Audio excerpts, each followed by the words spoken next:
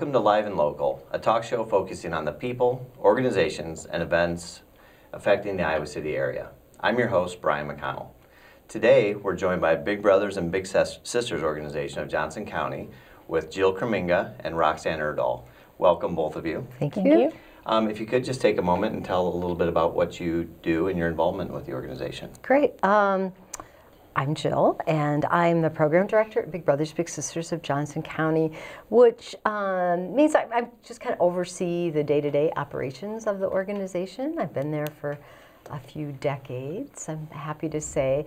Currently also I'm working on sort of a, I guess, special project of recruiting volunteers. So that's a big focus of mine and the agencies right now. Sure. So. What about you, Roxanne?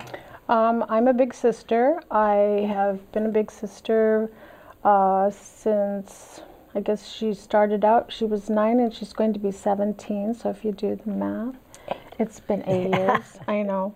It's hard to believe, and so it's been a joy, absolute joy to be a big sister, and I love the organization, and I love what they do, and so excited to be here to talk about it. You must be doing it for 8 years. That's yes. great. Yes. Jill, so you said you've been there for a couple decades. Yeah. Can you just tell us a little bit about the history of the organization, how it got started? Sure. It's almost 40 years old in this area. I think it was like 1975 or so. Some people who worked actually with the 4-H program, the local 4-H program of Johnson County, saw a need, an opportunity to have a mentoring program, and they wrote a grant for, this kind of startup grant through the city of Iowa City, had this kind of nice little, called it the PALS program back then, a little small organization with a half-time employee. And it just grew. This is a great community for supporting something, an initiative, an agency like that. So it grew within the 4-H program and became affiliated with Big Brothers Big Sisters of America in about 1982.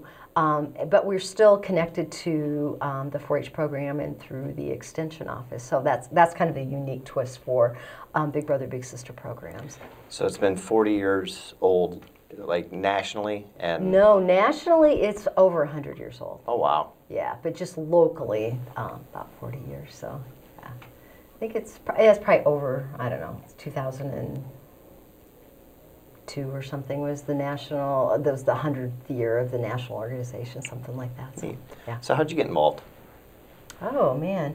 Well, I I got a job there.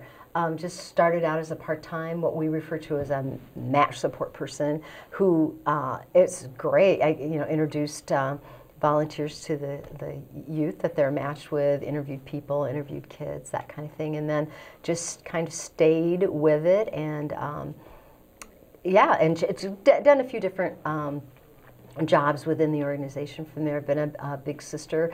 One thing that people might not know is that you can, not only do we have men with boys, so big brothers with little brothers, and women, big sisters with girls, but we also give people the opportunity to be matched as what we refer to as couple matches. So my husband and I have been matched a couple of times with a child, and I actually met my husband through the program, a little extra benefit. So wow. Yeah. So yeah, it's been quite a huge part of my life, really. We can maybe talk more about how the individual programs work in a little bit. Roxanne, how did you get involved? What was your first exposure? My first exposure actually was up in Lynn County. I was working for Gazette Communications, Source Media, and there was a number of active people up there, and so the Gazette put on a luncheon, and they invited people that might be interested in finding out about Big Brothers Big Sisters. And I went, and I was so moved by really hearing the stories and seeing the people with their littles, as they're called. And so I said, that's something that I want to do. I really was excited about it. Shortly after that, I left the Gazette, and so because my home is in Johnson County, I looked at Lynn, but because I left the Gazette and my home is in Johnson County, as I said, I contacted the Johnson County Big Brothers Big Sisters. And I had a wonderful match specialist, Cheryl, who, they go ahead and they kind of they interview you and they do background checks on you and really, you know, make sure that it's a good match with the different matches that are available. And I was very lucky and was matched with my match, Lacey. And so that's how I got involved with it. Just reading a little bit about it, I know that partnerships within the community are very important. Can you talk about a little of that and who you work with and how the interactions work?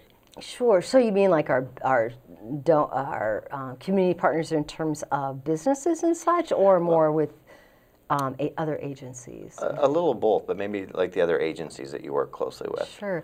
Well, right now we have, part of our program, we have different options for people who might want to volunteer.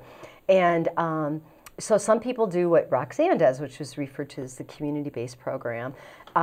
And other people volunteer at schools. So one of a real big collaborator with us is the school district, not only Iowa City Community School District in Johnson County, but also we work closely with the Clear Creek Amana School District as well. We have our school-based programming in 2 of their elementary schools.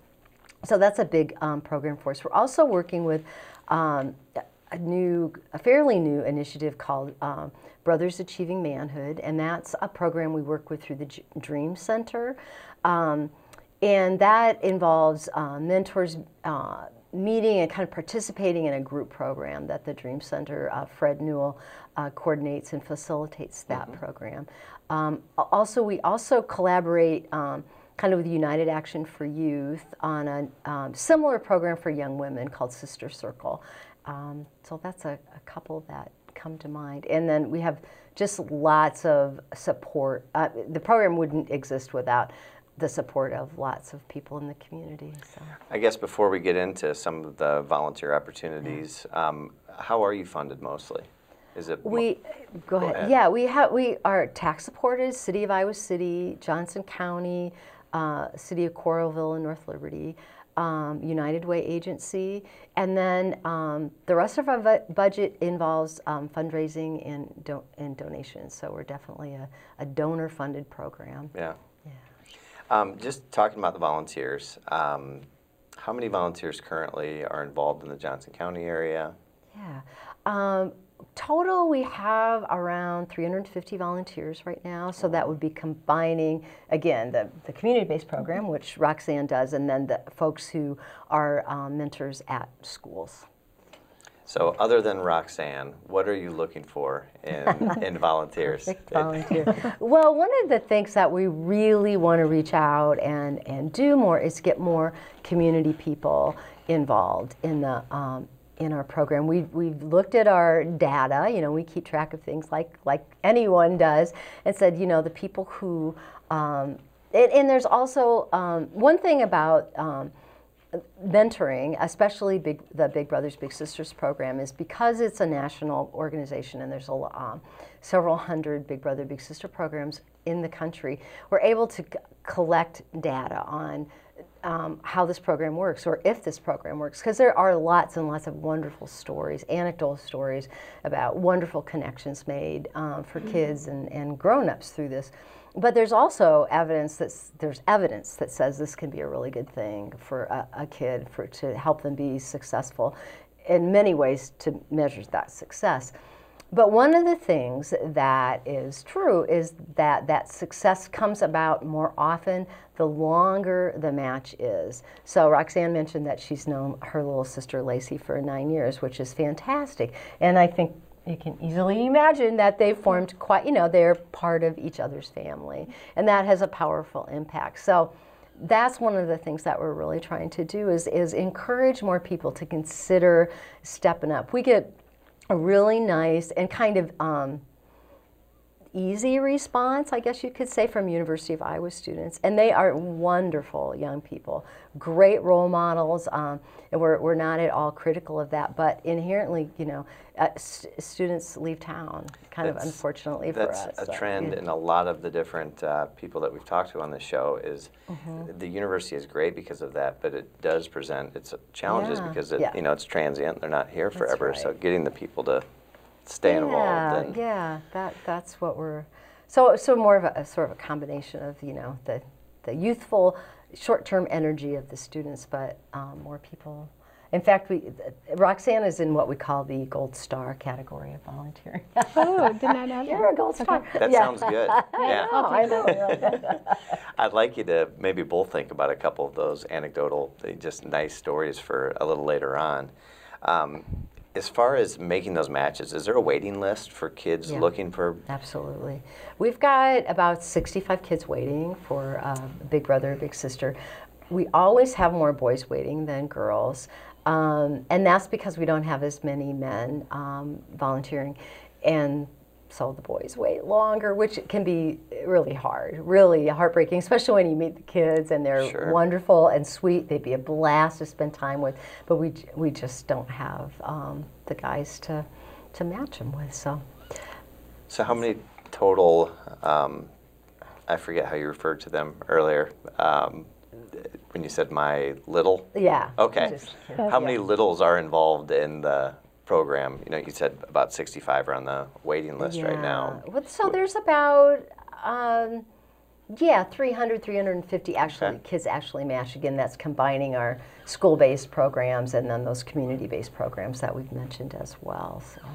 Do either of you want to talk a little bit about what type of commitment it is? I guess just a call to people who might see this and be interested. And I know that there's different programs, but in general, kind of what the commitment and what you're looking for. Well, I can start with that. So for starters, I guess that's one of the things I hesitate to always. It's wonderful when people can do the long-term commitment, but I also don't want to scare people off thinking, oh my gosh, they want me to volunteer for 10 years. So that isn't what you start out. What we ask for up front is just a year commitment. So saying as far as a person knows they're going to be in the area for at least a year and have some time. So for the school-based programming, it's very structured. You'd say, okay, this day at this time, once a week, I'm going to go to the school, and then when there's not school, you don't do it. So not anything in the summer, winter breaks, that kind of spring break, that kind of thing. That we have an option for communicating in the summer, but that can be email and phone calls if it works out to do that. So the school-based program is again very structured, very specific like that. The community-based program, again, what Roxanne does, we again ask for your commitment with availability every week or every other week, kind of, or a minimum of 6 hours a month. However, just recognizing that people often just need that flexibility, so that you could just coordinate with the child and the grown-up that they live with. You know, what day and time would work. You know, some people do it every week. You know. Every Wednesday at 5:30 kind of thing, and some people don't. Some people set it up, you know, it's kind of all over the place. We have organized what we refer to as match activities, so activities that people can come to. So, you know, and those vary. We move the day of the week around so it can accommodate people. So, you know, sometimes people try to come to those, or, you know, just do whatever works and what they enjoy doing together.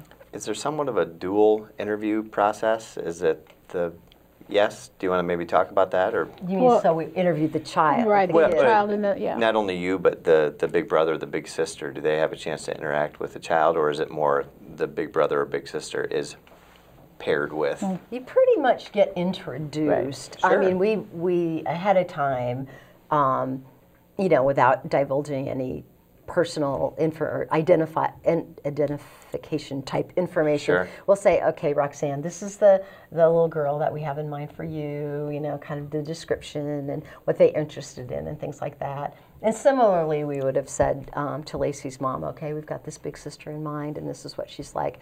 And if people, sometimes what we do as a parent, a guardian can meet the volunteer first before they meet the child, that sometimes we just introduce them. Staff people are involved at every step. So someone's there, we have a whole kind of routine that we go through, you know, sort of a checklist of information that we make sure everybody has, and make contact information, birth dates, there's just like details.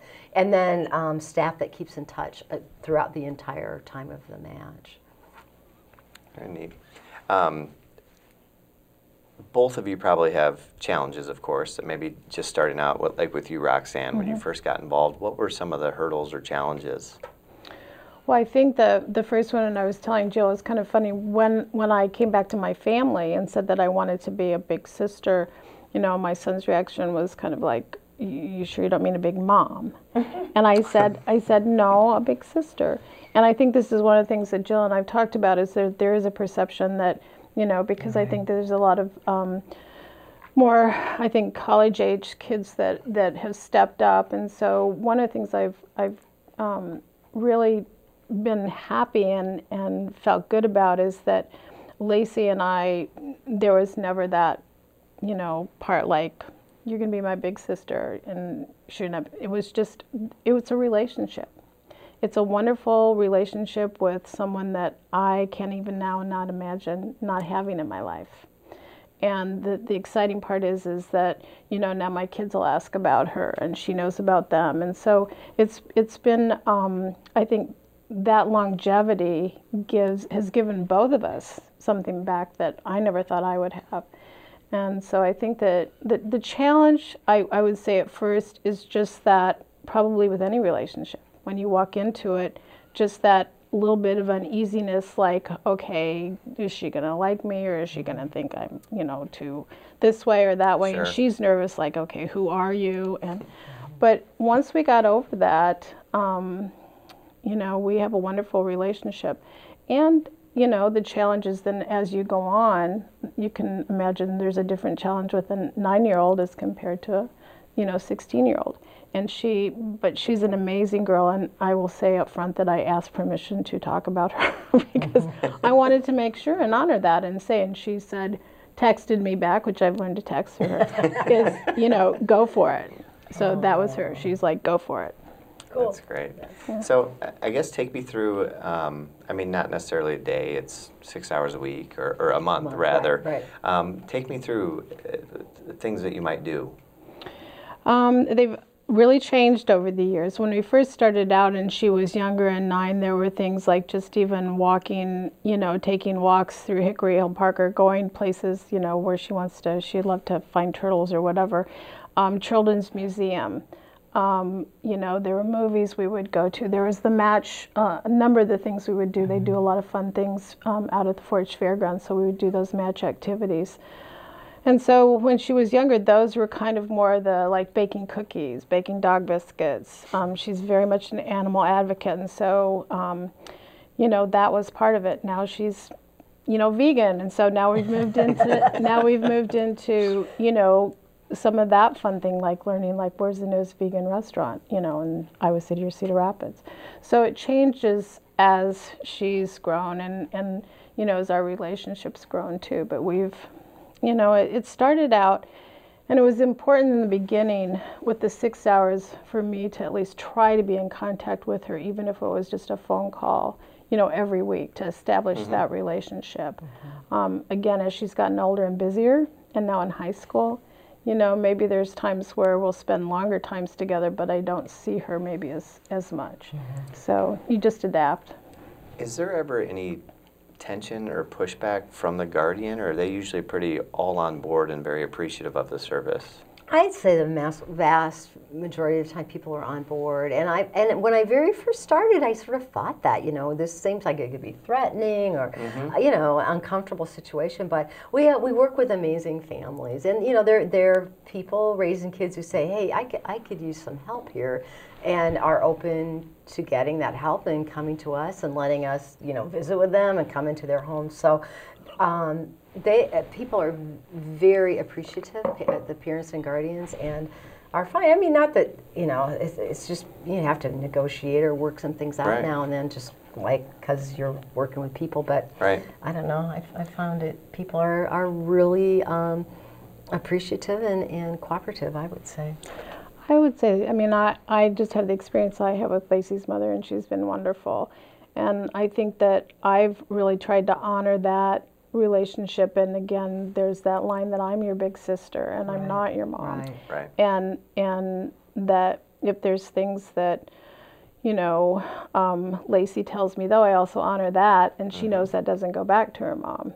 So Yeah, it's kind of Not that that bad. there's been anything huge, but there's also, I think that was conveyed to me through my match specialist, is that's part of how that works, is that the kids know that there's another adult in their life, there's a space there where they can feel safe to talk. How do they get into the program? Is it the parent or guardian who makes the first contact? Sometimes we get referrals from teachers, counselors at school. Sometimes kids call themselves. They know a friend who has a big brother or big sister and they want to get in on it. But no matter who makes that initial call, we always meet with the parent or guardian, so in the end, that's who we meet with. Right. So it can come from a number of different places, but. Roxanne's challenge turned into so much more positive, which I expected, but we failed to get kind of from your side. What are some of the challenges you see as the director? Well, go back to what I'm working on right now. The biggest challenge is we just need more volunteers, especially men. Yeah, I would say that's number one. And then, we are a donor-funded organization, so we really look and need support from the community. And like we have our biggest annual fundraiser is Bowl for Kids' Sake. That happens at the end of February every year. So that's an area that we can always use help with as well. A lot of people from our company puts together a team every year, Yeah. and it just hasn't worked in my schedule, but maybe this year I'll make sure to make a point of it. We'll be watching for you. Yeah, Okay. There you go. Yeah. Any other fundraising events that you have going on throughout the year? That's our biggest. We have some smaller initiatives. We have a kind of a name. This isn't quite the right word for it, but sort of thank your mentor. That's what we call it. We do that a lot of times about this time of year, where people can nominate or name, make a donation and mention someone who's mentored them, has been important in their lives. And then actually in 2015, we're also going to have a fundraising breakfast. We've done that a few years back, and we're kind of reviving that in 2015. So those are the big ones for us. So yeah. Okay. What would people be surprised to know about Big Brothers Big Sisters? I mean, are there any myths out there or things that you hear on the street that just simply aren't right? Or Well, I think a couple of things come to mind. First, Roxanne mentioned one, and that is that you don't have. We welcome volunteers of any age, and so you don't have to be 20-something to be a volunteer. So that's huge. That anybody over, we don't really have an upper age limit, and not to think that because you're 40, 50, 60, 70 years old that you can't somehow do this, right. Because you can. And can be a wonderful mentor. The other thing is I sometimes don't think people realize how fun it is. Mm-hmm. Like it's all about, and it is, it's helpful to the kids, but it is fun. And you learn a lot. I mean, I hear it a lot from volunteers. I get as much out of this as, I've given to that kid. And so I think that's something. And the other thing I think that I notice when I'm out, but I doubt that.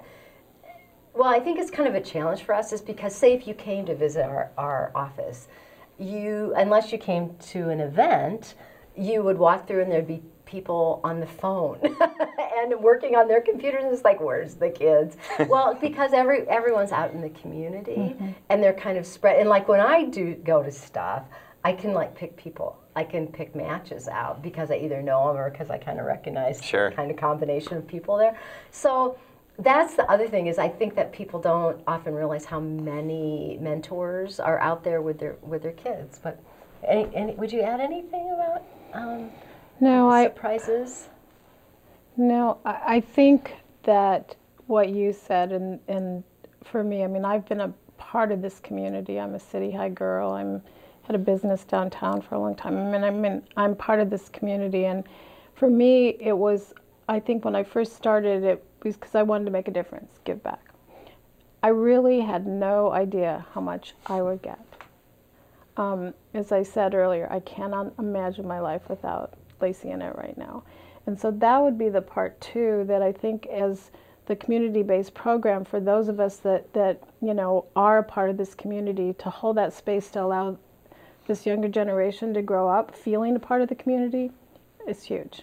And so I think that's a part too, that it's not just some fleeting thing that, you know, it's a do good for a year. I mean, it can be that, but I really encourage people to say this is a way, you know, to give something, a sense of community to these kids. To make sure we get this in, how do people contact you? A website, phone number? We have a website. You can just Google Big Brothers, Big Sisters of Johnson County. The web address is, you know, bbbsjc.org. Calling us is great. Email, all that can be found on the website. So we're happy to have people communicate whichever way is comfortable for them. So great. Well, before we wrap up, I would like to end with either one of you, if you'd like to offer just a great story. I know you've shared a lot of great things already, but just if either of you have just a really good story. I guess, I mean, the greatest story for me, I mean, there's so many, but I guess for me is that Lacey had been a part of my life for, 7 years now, and then 2 years ago I was diagnosed with kind of a serious illness. And all I can tell you is that she and her mother both felt so like they needed to give back to me in a way because I had given to them. And it was I watched this amazing young girl develop, this little girl develop into a beautiful young woman. And she came to me and she said, I was thinking of taking a leadership class. You know, what do you think? And I said, go for it. And that's really what our relationship is about. It's like she says to me, go for it, and I says to her, go for it.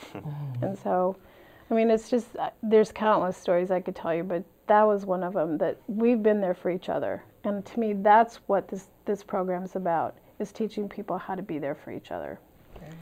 And Roxanne, that's pretty tough to top, but yeah. Well, and I think what we see are, you know, we get the pleasure of, you know, getting to talk to Roxanne and Lacey about how things are going for them, and it's sometimes really small things, like in the school-based program, a little boy was asked, what's your favorite school lunch? And he said, oh, that's the day when Beth comes to see me at school. That's his school buddy. So it's something as simple as that, to, again, having been in the program for as long as I have been, watching, you know, I've seen on more than one occasion, like the littles, the kids are in a volunteer's wedding, and then the volunteers are in the kids' wedding. I mean, you're developing families, full circle. And people telling me, well, again, on more than one occasion, there's a death in the family, and they supported each other through that. You know, went to the funeral service and the wakes and the visit. You know, so you sort of are just for everybody. You're expanding your friendships, really, and your relationships. So. I would really encourage anyone that if they wanted to see this emotion, and I think that they could probably call, but to go to some of the activities that they have out at the Johnson County area, and just see the laughter, the Halloween parties, the Christmas parties, the things that they do. You know, my husband has gotten involved, and he seriously got into the pipe cleaners pretty good. Oh, we have some great pictures of Clemens doing crafts. Yes. Yeah. So, I mean, but that's what it's about. Fun. So I would really encourage people to go out. Well, the time has gone way too fast. And Jill, Roxanne, thank you so much for joining us. It's been so much fun learning more about it. Big Brothers, Big Sisters of Johnson County. Make sure to visit their website. Please do. We've had a lot of fun. Thanks again for joining us. I've been your host, Brian McConnell of Live and Local. Be sure to tune in every Wednesday night for the latest episode of Live and Local on PATV Channel 18.